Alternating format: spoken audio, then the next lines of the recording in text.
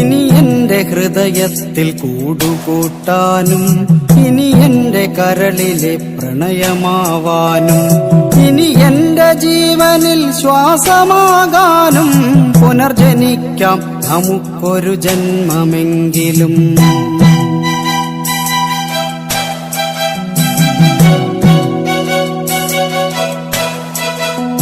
ഗതി മാറിയൊഴുകുന്ന നിള പോലെ നമ്മൾ ഈ ജന്മം വഴി പിരിഞ്ഞൊഴുകിയകലുമ്പോൾ, പ്രാണനിൽ പ്രണയവും മിഴികളിൽ നോവുമായി കണ്ണീർ കയത്തിൽ നാം വിധിയെ പഴിക്കുന്നു.